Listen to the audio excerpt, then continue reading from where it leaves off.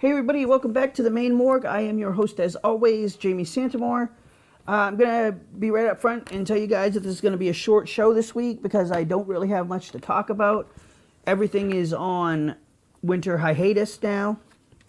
I'm going to start with a random 6-pack of questions, and I say random because I decided to take the 6 weirdest, most random ass questions I could find in my email and do them, this week on the show.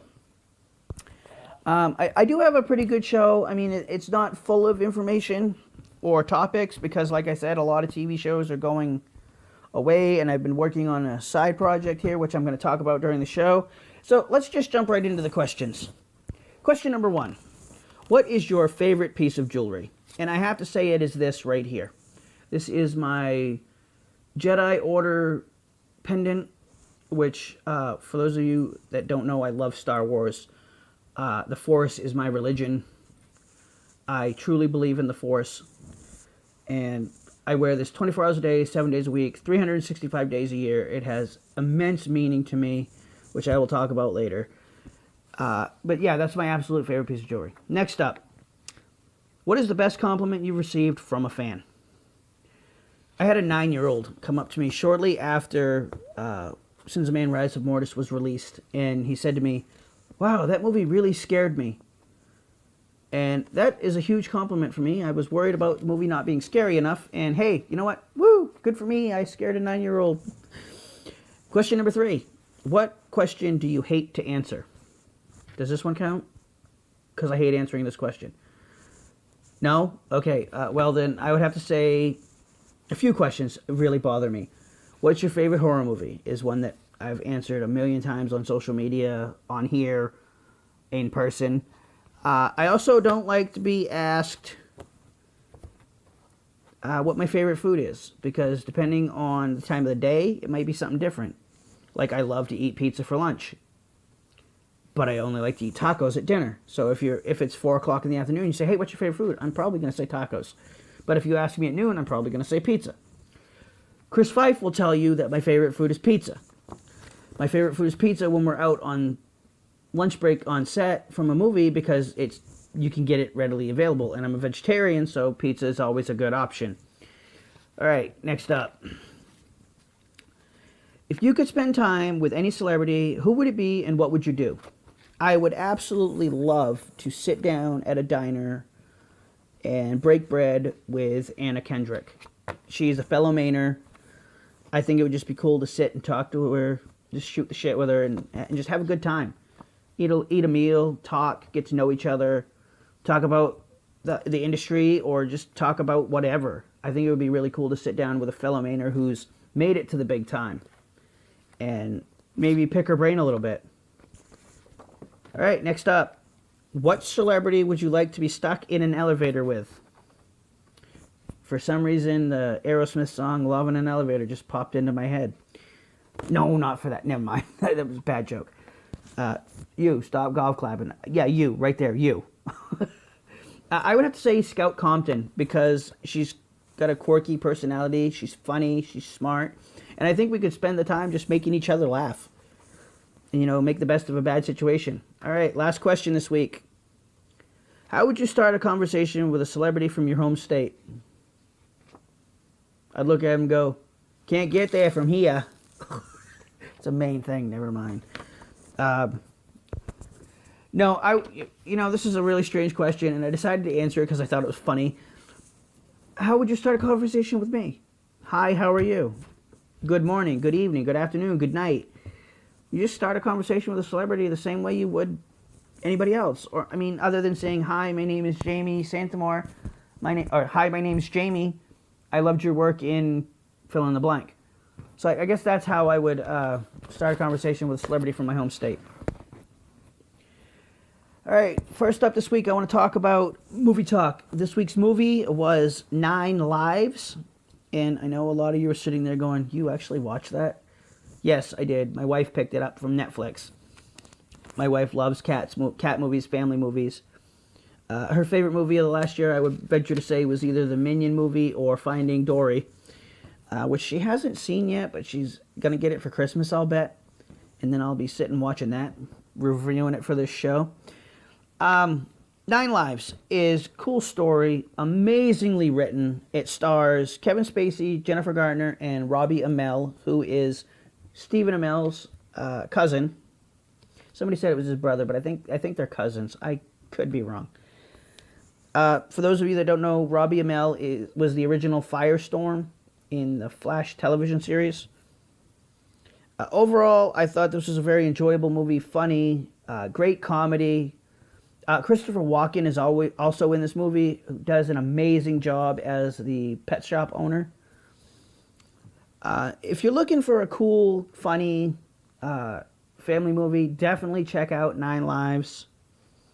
This movie was a hell of a lot better than I thought it was going to be. I mean, all these family movies, have a wonderful, happy ending.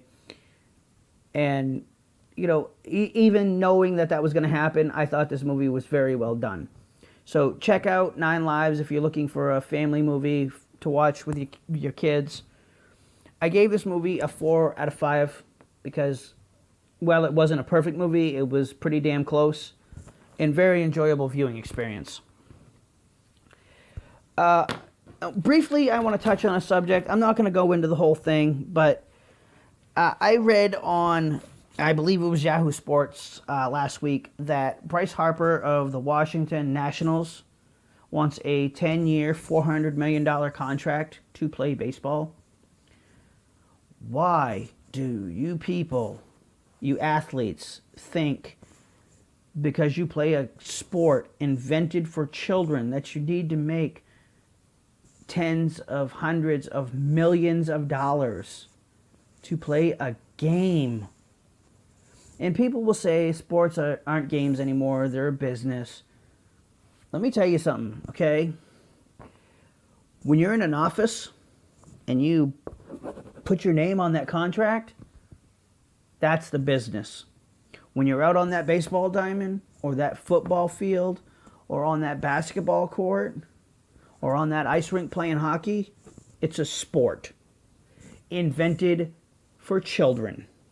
And there's no reason you need to be making $40 million a year over 10 years for a $400 million contract to swing a bat and to catch a ball. There's absolutely no reason you should be making that much money. And driving your fancy sports cars and wearing your expensive clothes and all this other stuff.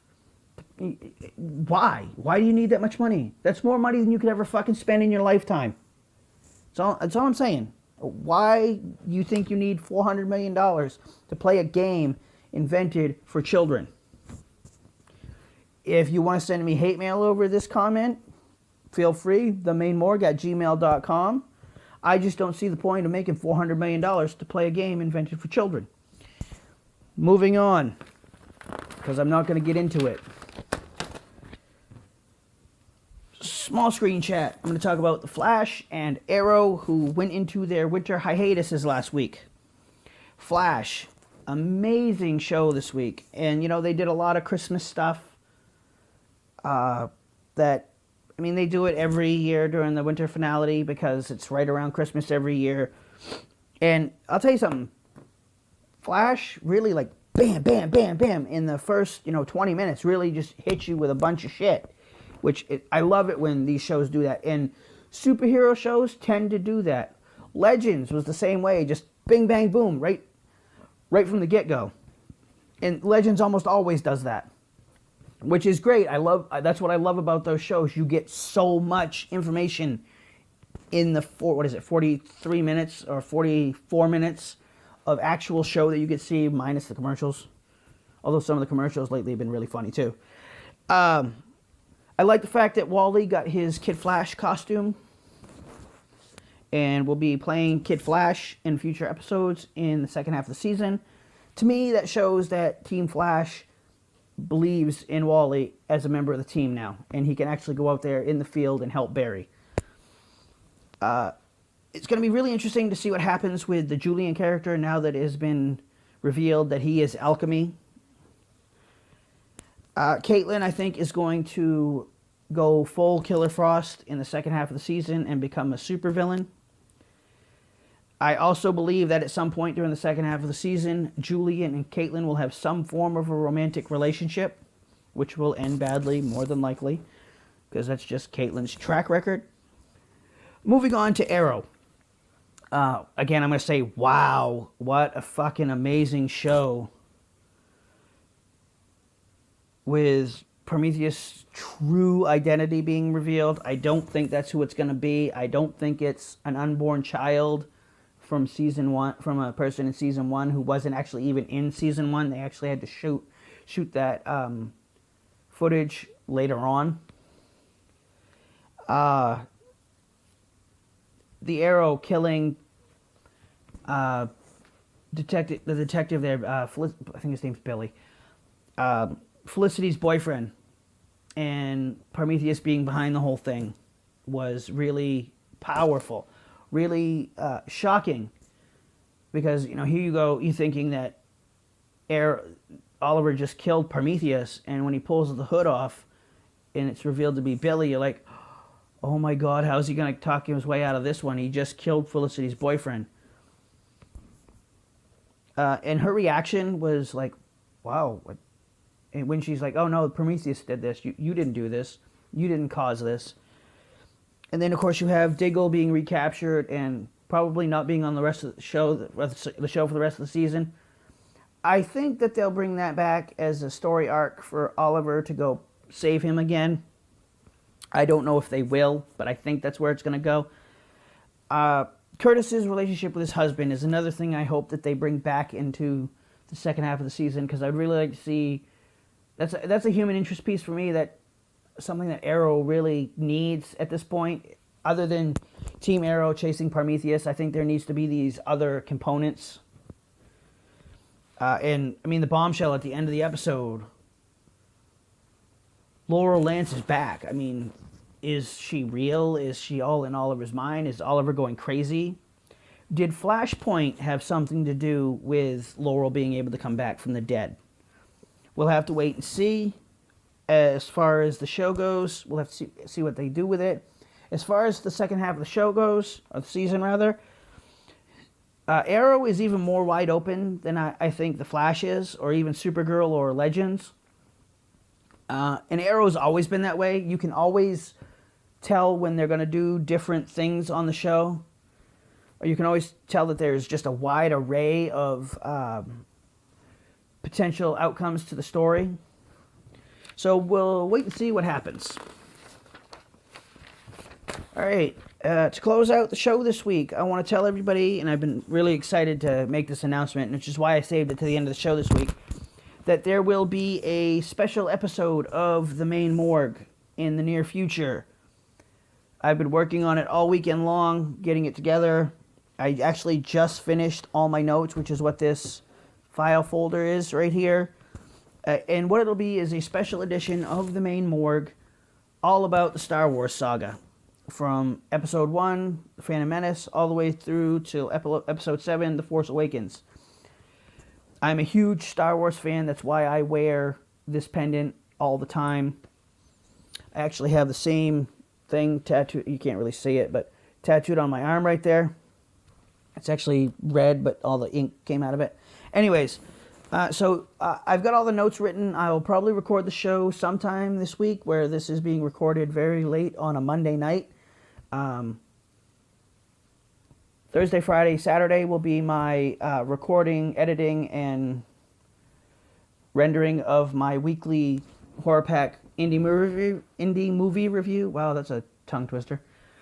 And then I will hopefully be able to shoot, render, and post this Star Wars episode either this week or next week. I've got plans this weekend, so I won't be able to do it this weekend, but hopefully sometime this week I'll be able to do it. I'm really, really excited to do this because I love Star Wars. I'm a huge fan of the saga. I don't read the books or the comics or anything like that. I just know what happens in the movies. But I will be discussing some fan theories, some of my own personal theories about some of the stuff from The Force Awakens, as well as the other films. I will be answering, I believe it's 7 fan questions, or maybe 6 fan questions, about the saga that you guys send me, because a lot of you do know that I love the Star Wars saga. So that's all I have for you guys this week. I basically cut the show in half this week. I apologize. Just not a lot going on TV, not a lot going on here in the office. Very busy with holiday stuff. We're still working on Sins of Man 2 Vengeance to get it out for you guys. I was hoping it was going to be out by Christmas, but it doesn't seem to be the case. I will update you guys as soon as I have any information. I know for a fact Chris is working very hard to get it done for you guys, but he also wants it to be the absolute best film that Wicked Carnival Productions can put out for you guys. So take care, everybody. Thank you guys so much for watching the show. I really enjoy doing the show. Stay humble, stay hungry, everybody, and I will catch you guys later on this week with a Horror Pack indie movie review.